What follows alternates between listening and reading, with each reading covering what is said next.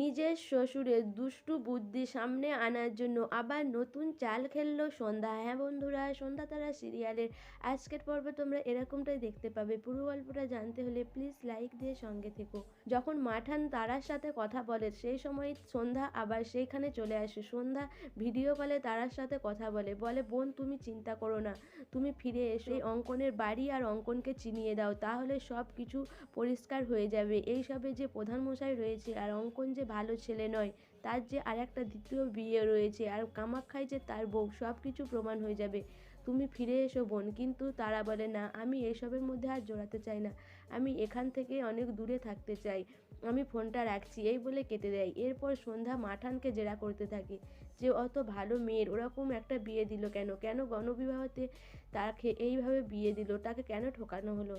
তখন মাঠান জানায় যে সে এইসবের কিছুই জানতো না, সে খোঁজ খবর নিয়েছে কিন্তু এসব সে বুঝতে পারেনি কোন ছেলেটা ভালো হবে না। এরপরেই সন্ধ্যাকে ব্যস্ত রাখার জন্য বাড়ির সবাই বলে ফুলসজ্জার জন্য তাকে সাজাবে।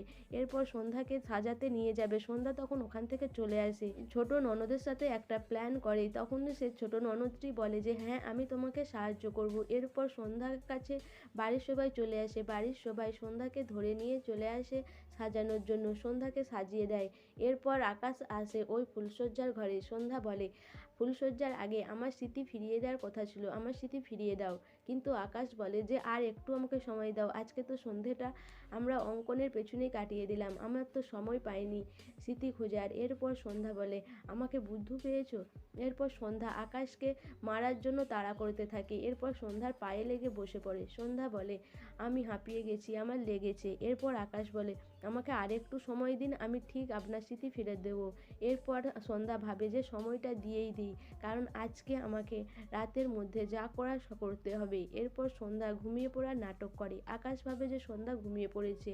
এরপর আকাশ সন্ধ্যার মুখের দিকে তাকিয়ে বসে থেকে সেও ঘুমিয়ে যায়। এদিকে সন্ধ্যা যখন দেখে যে আকাশ ঘুমিয়ে পড়েছে, সে বাইরে বেরিয়ে যাওয়ার জন্য উঠে পড়ে। তখনই তার ছোট ননদ এসে দরজায় টোকা দেয়, গেট খুলে দেয়। সন্ধ্যা বলে তুমি এসেছো ছোট ননদ। তখনই সে বলে হ্যাঁ বৌদি, তুমি যাওনি বলে আমি এনেছি। এই বলে সে বাটিটা সন্ধ্যার হাতে ধরিয়ে দেয়। সন্ধ্যা সেটা খুলে দেখে। সন্ধ্যা বলে বা এটাতেই হয়ে যাবে। এরপর সন্ধ্যা সেই বিচুতি পাতাগুলো নিয়ে তার শ্বশুরের ঘরের দিকে যায়। এদিকে আগামী পর্বে দেখানো হয় যে সন্ধ্যা সকালবেলা তার স্মৃতি ফেরত পাওয়ার জন্য ওয়েট করতে থাকে। এদিকে আকাশ এসে হাজির হয়। আকাশকে বলে কই দাও, আমার সকালের স্মৃতি ফেরত দেওয়ার কথা ছিল তোমার। তখনই আকাশ সরে যায়। বয়স্ক মহিলাকে দেখতে পায় সন্ধ্যা, বলে এটা কে? বলে এই তো, এই হচ্ছে স্মৃতি। তখন বুড়িকে দেখে সন্ধ্যা রেগে যায়, বলে আমার সাথে মজা করা হচ্ছে? স্মৃতি বলে একটা বয়স্ক মেয়েকে আমার কাছে এনে দিয়েছো, আমি কাকেও ছাড়বো না। সো বন্ধুরা, সন্ধ্যা কি ওই বিচুতি পাতা দিয়ে ওর শ্বশুরের কি সত্যিটা সামনে আনতে পেরেছে? তোমাদের কি মনে হয় অবশ্যই আমাকে কমেন্ট করে জানাবে। আর আমার ভিডিওটা ভালো লাগলে প্লিজ সাবস্ক্রাইব করে দিও, আর ফেসবুক থেকে দেখলে অবশ্যই ফলো করে দিও, আর লাইক কমেন্ট শেয়ার করো।